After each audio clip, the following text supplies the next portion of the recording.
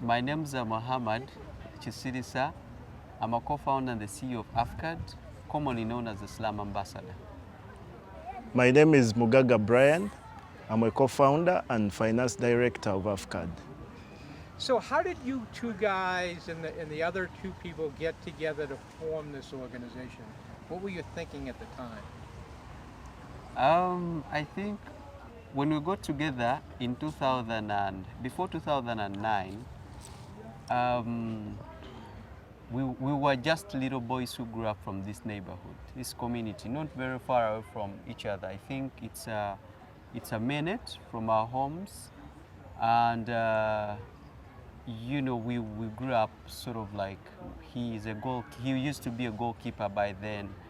I used to be a midfielder and in the back, and Richard used to play football as well. So at some point we played in the same teams, but when we grew up and we came together, we were only thinking about development issues, like how do we then get together, you know, put our brains together and try to transform this community by doing different projects. So we're thinking kids smiling, schools, hospitals, initiatives that help young people to find employment. Excellent. So now you both have different faiths, right? You come from different religions. Tell me about that. How did you guys, did that separate you at all in the beginning? No, it didn't because... Paraphrase that, so you didn't hear me ask that. So tell me about how you are of different faiths. And Yeah, you know, most of the families in Uganda are extended, and most of our families, like he said, we are close. And you know, in Uganda, elders like take young people in the community as their own sons. Whether you come from a different religion, but if someone is an elder, you need to respect that person. So that's why we don't care about the differences in religion. We care about where we grew up, how our parents used to take us on, and the advice. Because my dad used to punish Mehdi, and Mehdi's dad used to punish us. So that's how we got along. Tell me what you got punished for. On a broader scale, there were a lot of very many things, first of all, on why you would get punished. Maybe you haven't done homework, maybe you haven't done housework, you're dirty, you're making noise, or you're indisciplined, or you're abusing or beating other children. So there are a lot of things that would make you really be punished. But in the other context of how we get together despite of the different religions is one, this whole area is a predominantly Muslim community. I come from a big Muslim family of more than 20 children. But what happens is that there are a lot of other religions, and you find that in just a very close, all our close neighbors were Christians. So we ideally grew up together as brothers and sisters, eating from food from a different family, you sleep in a different family, you play with people from a different religion.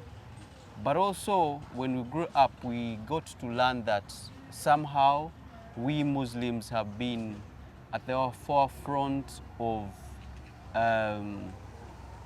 perpetrating crime. You know, in Uganda, we have been so much on the news as perpetrators of violent extremism. You know, you heard of the 2010 bombings and the other issues that have been happening. So for me, when I grew up and these guys, we decided to come up and do a lot of interfaith work, to get together to create sort of like a movement or campaign that can show, okay, Muslims can be at the forefront of promoting peace and doing other projects that promote community. So, but we believe we can't do this alone. So our getting together as 4 founders of AFCAD, it's an example that really we have differences in religion, we have differences in faith and cultural backgrounds, but we come from the same society, and we should focus on things that binds us together and grow the friendship than things that divide us, despite of the religion. And to add on that, I wanted to add something on that. Like he said, it's a predominantly Muslim community. But one of our first events we did was a Christmas party when we started. And I guarantee 80% of the kids that went for the party were Muslims. So for us, religion is not a big deal. Yeah. And so does it, by making it not a big deal, do the young people that come here and are in the school and all the other programs, it's just not an issue? Um, or do you incorporate in the curriculum, um, universal beliefs and that we all should work together in an interfaith way? It's not a big issue because it's not incorporated or tied in the ways we work. So we recruit young people or our beneficiaries across all programs, regardless of which religion or cultural background or faith that people believe in. We also have traditional people who believe in the local tradition. That's more of culture. So, and somehow when we're talking about religion and faith, they don't normally bring in the people who believe in the traditional culture. But what happens is that we try to welcome everyone, no matter which religious background, but we look at much of the aspects that are, or problems that are affecting everyone in the society, not that those that affect people because of their religious background. So, however, when they come into our programming, we try as much as possible to make sure that if I'm a Muslim, I'll stay Muslim, I'm a proud Muslim, and the Christians will, or people from other different religions, the born agains, we don't have Bahaites, but in our programs, but yeah, they are there. But we try to make sure that people in their different religions and beliefs, they are comfortable and they are welcome, and they're able to benefit from the services that we offer to the community equally. So we have in here Muslims, we have in born agains, and on Friday we have Muslims go for prayers at the nearby mosques, and then in here we have a church. So in the back you can see some tent or some shelter. That's the church where every Friday at 12 p.m.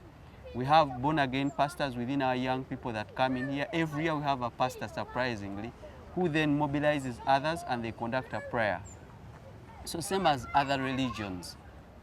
So everyone is welcome and they are free to practice whatever they want, whenever they want. Excellent. Very good.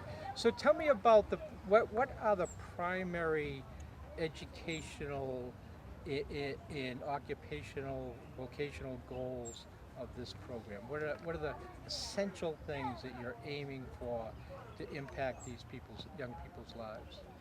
What should I say? The programs. The programs. The vocational. So at the vocational, we actually, like every year, we normally do a needs assessment because it's about providing employable skills to young people. So what we do, you might find our programs changing every year. We look at what market is out there. And if you look at, when we started, we had hairdressing, and we trained so many young people that went into hairdressing. And we realized the market is now contented. So we changed to cosmetology. Now they do skins, and so we have electrical engineering and installation. Then we have photography and videography. We have graphic designing. We have tailoring, that's fashion. And in Chisenyi, our new center has automotive. Then there's welding and metal fabrication. Then some bit of catering and leather designing. In addition to that, we normally give our young people skills in line with entrepreneurship and financial literacy. And so, like Brian explained, we have 12 vocational training courses that every year we have about 550 young people in both institutions join for a one-year program. But alongside the vocational training, we give them entrepreneurship. How do you basically use photography or film as a business? How do you do catering as a business, minus learning how to cook but then how do you translate that skill to a business out there? How do you do tailoring as a business? So they learn how to sew, to make clothes, but then how do you get in the community and then start operating it as a business and make money? So we give them entrepreneurship skills, how to start up a business and manage it, and also financial literacy. Basically, you have started up running a business as a young entrepreneur. You need to have financial discipline, you need to have saving skills, and you also need to know about investment and reinvestment. How do you invest? And also we give them life skills. That's public speaking. You've seen activities here, they're doing cultural drama. So it builds their self-esteem through practicing dances. We have netball and football. Then we have public speaking trainings and others, how to do a job interview, time management, do's and don'ts in a workspace, which really train them to become the next employers and employees. Excellent. And over the years, we've seen about 3,000 young people. This year, by end of this year, we'll have graduated 3,000 young people since 2014. But on addition to that, we normally have a target of making sure at least 50 businesses are started up. So we select the best and give them startup kits to run businesses. And so how many businesses do you think have been started by this program? Since its inception, I think we have more than 300 businesses of young people out there that are started by AFCAD.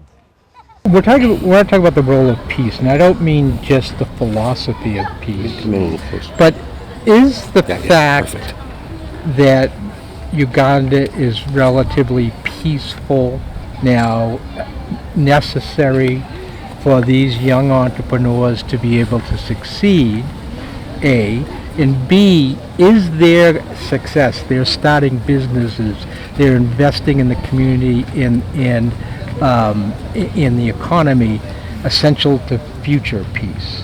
So when you were young, was it not as peaceful as it is now?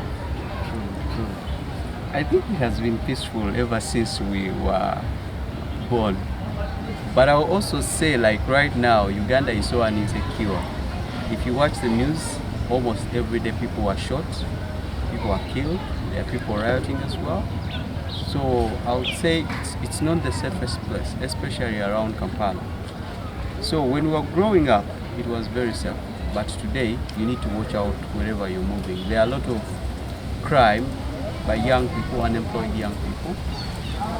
And there are also crime by different political groups and other radical groups that are coming up every day. But also remember that there have also been threats to attack Uganda, mostly the radical groups, the violent, these criminal, the Al-Shabaabs, and because of Uganda's involvement in AMISOM. So Uganda generally is unsecure right now. We have done a project or campaign called Business for Peace. It was about a 6-month campaign involving us at the forefront with different stakeholders, trying to have young people as agents of change, because more often we are trying to reverse, we are trying to take back how we've been known, Ugandan young people being the perpetrators of violence. So we did that campaign basically to help us as young people be at our forefront, be peace agents, and try to educate the communities on how they can prevent crime and stay away from crime, especially young people. So Business for Peace was basically a campaign targeting young people on showing them the negative components or aspects of violence and crime. So by then we are educating them on how other people are affected by my actions, especially with businesses. So we're focusing on young entrepreneurs. It costs you time, when you participate in violence, it's mostly in Uganda. When there is a riot or when there is crime, police will seize the place and no business is allowed to operate in that area. So as a business person, you're losing money because time is going if you're not working, and other people are also who are not part of your whatever your agenda is or intentions, they are also losing time and they are affected. And when you take that on a broader level, their families and communities are also being affected. So we have been trying to help the community understand the negative impacts of violence and especially crime. Many young people have lost lives. They are being shot every day. They are being stabbed. They are involved in conflicts that really don't benefit them as young entrepreneurs. And so we recently, I think last month, we lost one of our former students who died just outside the gate there because he was part of a group that, you know, somehow he ended up being, they call it mob justice. He was working with some people who basically ran his side, and he ended up in a crowd. And by the time they got to know that he was a student here and he didn't have any problem, he had already passed away. So those are some of the negative impacts that we have told young people. You will lose your life. In a minute, it's easy to lose a life if you participate in any conflict. Excellent. Final question. What about the future? What are both of your dreams for this organization in, you know, looking 5 years down the road kind of thing? 5 years. Actually, we've just finalized our 5-year strategic plan, and one of the achievements we've done, we've managed to extend from Baya to Kisirisa, and our main goal is to work in every slum area in Kampala or Uganda at large or anywhere in Africa. So we sometimes feel we can't do it alone. If we invite people, other actors to join us, we can share our ideas because it has worked. People can open up the same ideas we used in other countries and see change in their areas, because we can't guarantee we'll reach everywhere. But our goal is to see us being part of a network, having the same goal, and making sure the lives of young people change. They are peaceful and able to focus on work. So that's our goal.